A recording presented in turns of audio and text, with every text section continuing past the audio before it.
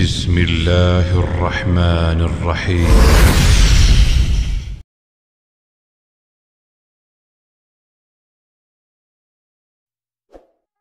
السلام علیکم ناظرین آج کا جو ہمارا ٹاپک ہے وہ ہے ذیابیطس، جسے ڈائبٹیز یا شوگر بھی کہتے ہیں۔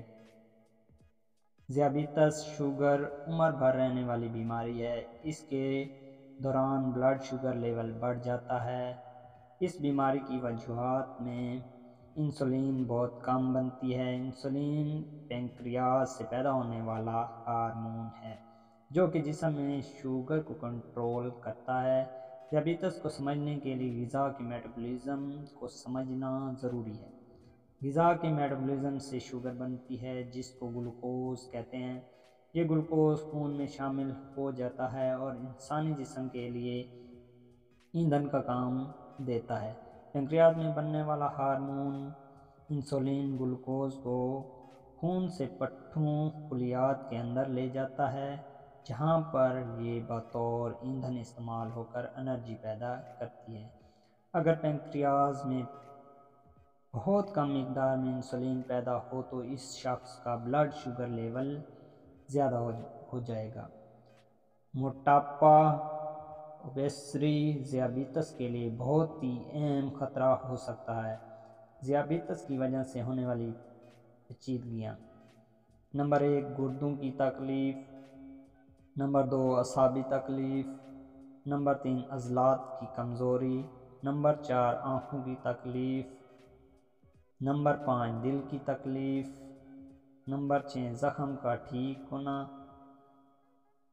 نمبر 7 جسمانی دردیں، نمبر 8 مردانہ قوت میں کمی، نمبر 9 حمل کے دوران اثرات۔ ذیابیطس کی 2 اقسام ہیں، ٹائپ 1 اور ٹائپ 2۔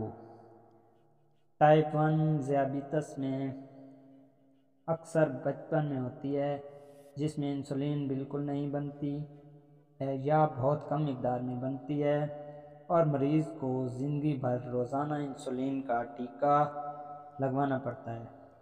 ٹائپ 2 ذیابیطس کی یہ بہت عام قسم ہے، یہ عموماً بالغوں کو ہوتی ہے۔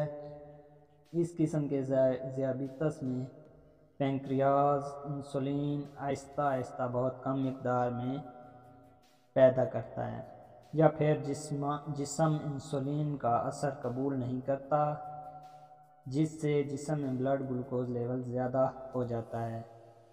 حمل کے دوران ہونے والی ذیابیطس: عورت کو حمل کے دوران جسمانی ہارمون کے غیر متوازن کی وجہ سے اس کا بلڈ گلوکوز لیول بڑھ جاتا ہے، لیکن حمل سے پہلے اس کا شوگر کا مرض نہیں ہوتا۔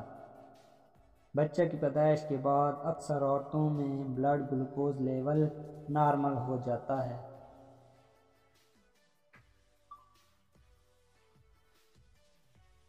ذیابیطس کی علامات: نمبر 1 پیاس کا زیادہ لگنا، نمبر 2 پیشاب کا زیادہ آنا، نمبر 3 بھوک کا زیادہ لگنا، نمبر 4 جسمانی تھکاوٹ، نمبر 5 متلی الٹی کا ہونا، نمبر 6 نظر کی دھندلاہٹ، نمبر 7 جسمانی دردیں، نمبر 8 جسمانی کمزوری، نمبر 9 وزن میں کمی، نمبر 10 پٹھوں کا کمزور ہو کر سوکھ جانا۔ تشخیص یا ڈائگنوسس: ذیابیطس مرض کی تشخیص کے لیے 2 ٹیسٹ کیے جاتے ہیں: پیشاب کا ٹیسٹ برائے sugar, urine test for sugar, خون کا ٹیسٹ برائے sugar, blood test for sugar. Blood sugar کے لیے خون کے مزید قسم کے ٹیسٹ کیے جاتے ہیں: پیشاب ٹیسٹ، یورین ٹیسٹ۔ چکنائی کو توڑ پھوڑ سے بننے والے کیٹون اور گلوکوز کے لیے پیشاب ٹیسٹ کیا جاتا ہے، لیکن ذیابیطس کی تشخیص کے لیے صرف پیشاب کا ٹیسٹ کرنا ہی کافی نہیں ہوتا۔ فاسٹنگ بلڈ شوگر: خالی معدہ یعنی کھانا کھانے کے 12 سے 14 گھنٹے بعد اگر 2 موقعوں پر فاسٹنگ بلڈ گلوکوز 126 ملی گرام فی ڈیسی لیٹر سے زیادہ ہو تو ذیابیطس ڈائبٹیز کی تصدیق ہو جاتی ہے۔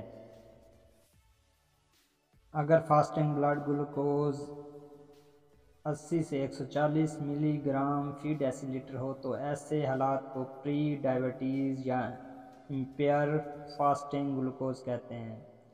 رینڈم بلڈ شوگر، کھانا کھانے کے تقریباً 1 گھنٹے بعد اگر رینڈم بلڈ گلوکوز لیول 200 ملی گرام فی ڈیسی لیٹر سے زیادہ ہو اور اس کے ساتھ درج ذیل علامات بھی ہوں تو ذیابیطس کے مرض کی تشخیص ہو جاتی ہے۔ نمبر 1، پیاس کا زیادہ لگنا۔ نمبر 2، پیشاب کا زیادہ آنا۔ نمبر 3، جسمانی تھکاوٹ۔ نمبر 4، جسمانی دردیں۔